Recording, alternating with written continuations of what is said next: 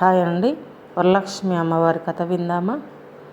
పూర్వము కైలాసంలో పశ్వసింహాసనంపై కూర్చొని శివుడు ఉండగా ఇంద్రకీలాద్రి దేవతలు, నారదముని అందరూ వచ్చి కైలాసంలో శివతాండవం చూసి ఆనందములో ఉండగా అప్పుడు పార్వతీదేవి పరమేశ్వరుడు వద్దకు వచ్చి, నాదా, స్త్రీలకు సౌభాగ్యము, పుత్రపౌత్రాభి ధనము అన్నీ వచ్చేటట్టు ఒక వరము ఇవ్వు నాదా, ఒక వ్రతము గురించి చెప్పు నాదా అని అడిగాను. అప్పుడు పార్వతీదేవి అనగా పరమశివుడు, పార్వతి, నేను ఒక వ్రతము ఉన్నది చెప్పేదను, అది వరలక్ష్మి వ్రతము.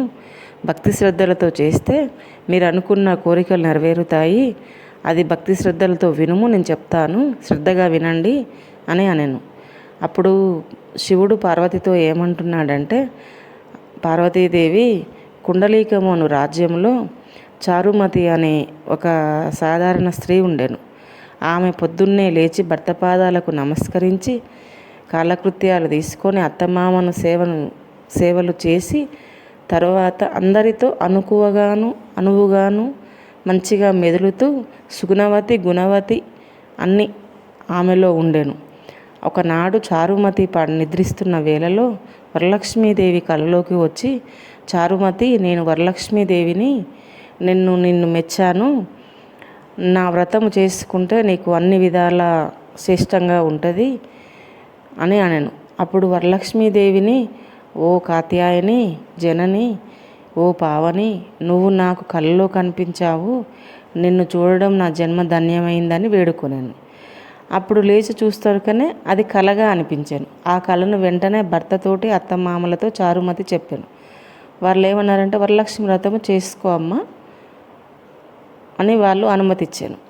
ఆ ఊర్లో జనాలందరికీ ఈ చారుమతికి వచ్చిన కళ తెలిసినది.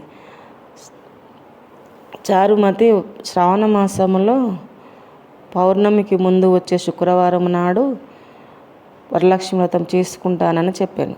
అప్పుడు ఊర్లో వారంతా ఆ శుక్రవారం ఎప్పుడు వస్తుంది, చారుమతి ఏ విధంగా చేస్తుంది అని ఎదురు చూస్తున్నారు. ఆ రోజు రానే వచ్చింది. చారుమతి పొద్దుగాలనే లేచి స్నానం చేసి ఇల్లు శుభ్రం చేసుకొని అమ్మవారికి పీఠం తయారు చేసింది. ఊరిలో వారంతా పొద్దుగాల తల స్నానాలు చేసుకొని వాళ్ళు ఇల్లు శుభ్రం చేసుకొని చారుమతి ఇంటికి పయనమయ్యారు.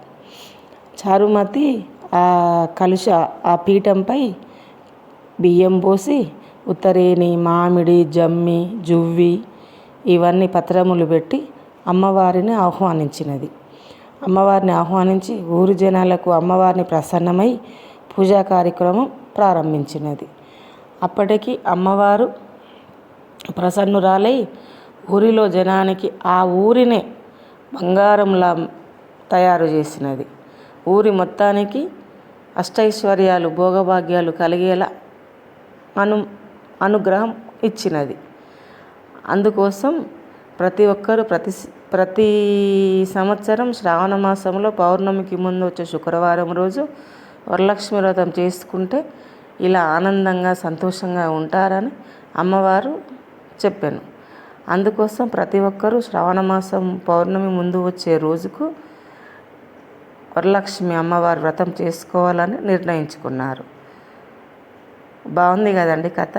కాకపోతే మీకు షార్ట్కట్లో చెప్పానండి, మొత్తం దీన్ని బోర్ కొడుతుందని. చాలామందికి తెలిసే ఉంటుంది, నాకు తెలిసింది నేను చెప్పినా అండి. మీరందరూ కూడా చేసుకోండి, ఆనందంగా ఉండండి, భోగభాగ్యాలతో, అష్టైశ్వర్యాలతో, సుఖ సంతోషాలతో, పిల్లలతో అందరూ హాయిగా ఉండాలని కోరుకుంటున్నానండి.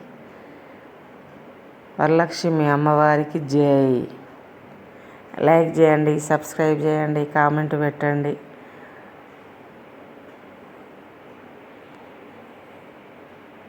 నేను వరలక్ష్మి అమ్మవారి వ్రతం చేసుకున్నానండి.